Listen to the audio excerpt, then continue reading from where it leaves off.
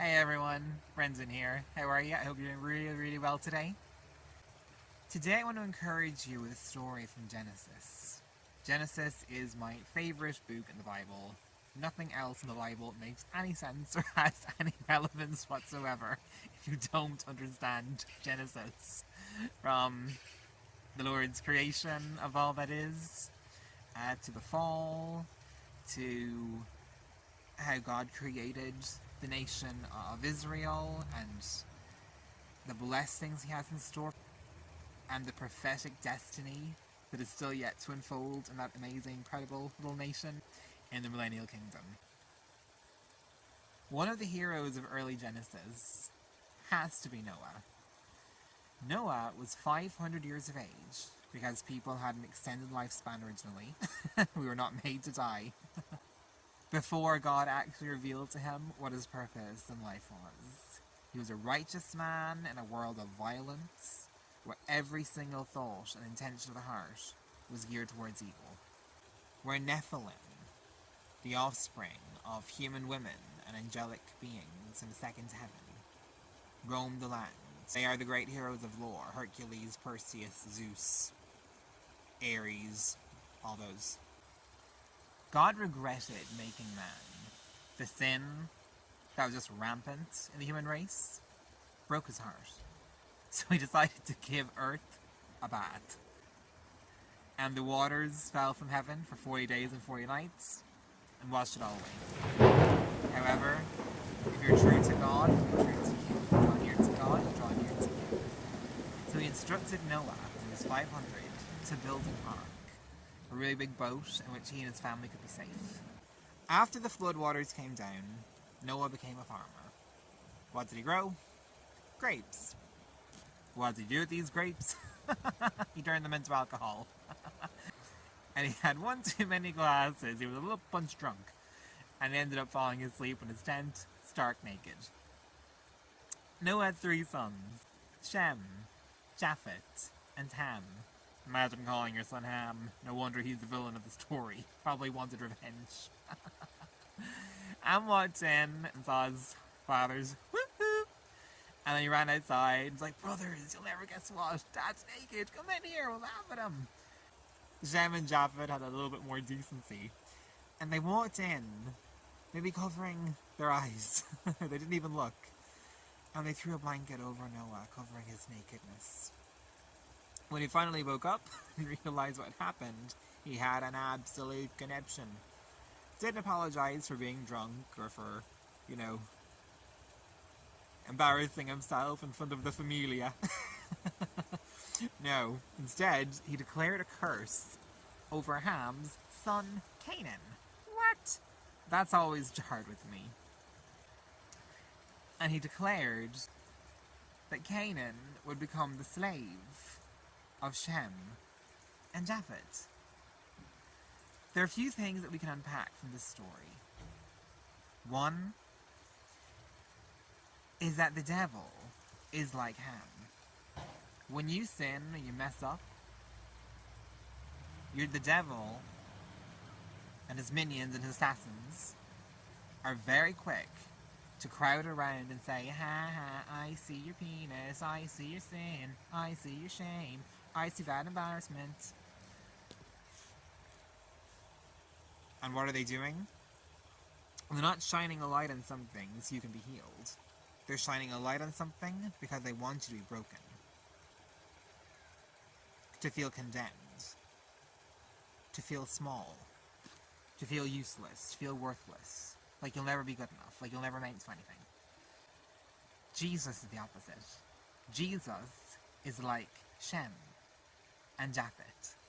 He comes in and he's not looking like, I see that, you thought that was it, No. There's a decency there. A kindness. A gentleness.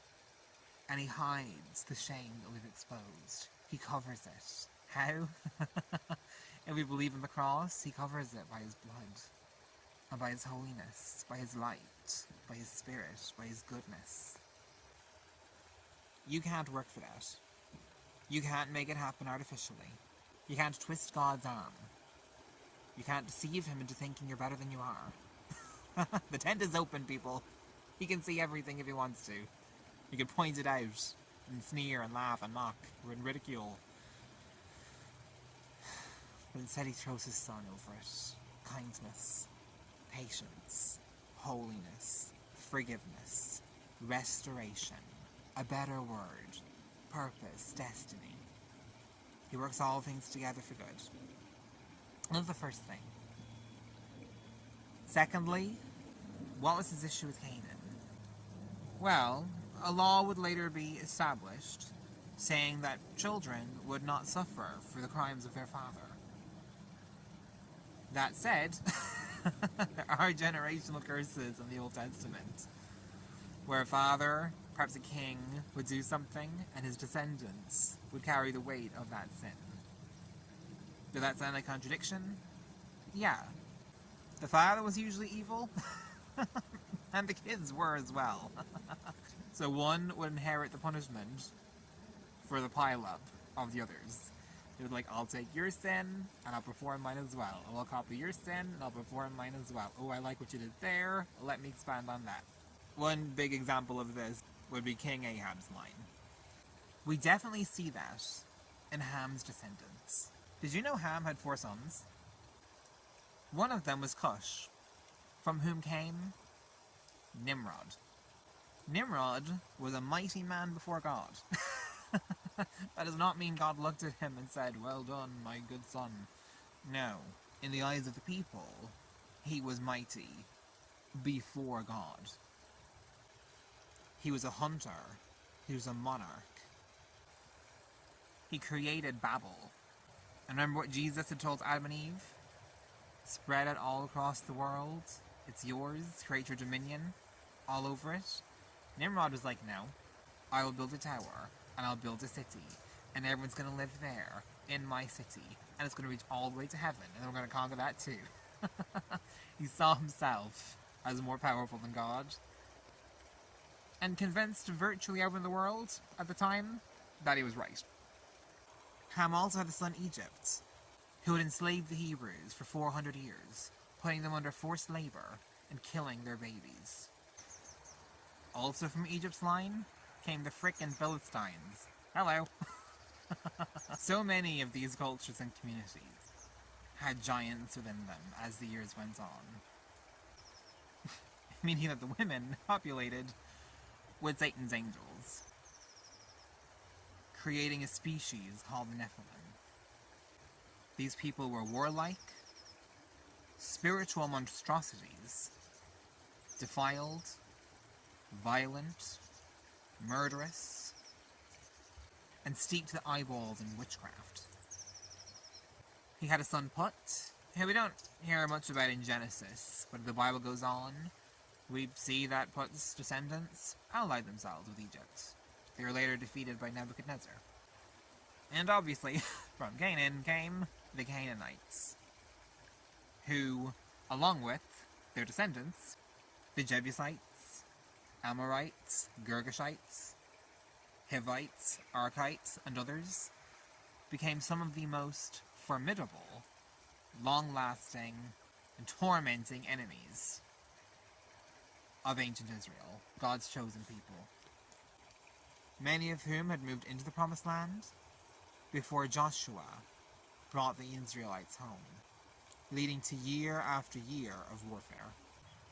Added to that, they also moved east to lands that came to be known as Admah, Sodom, and Gomorrah.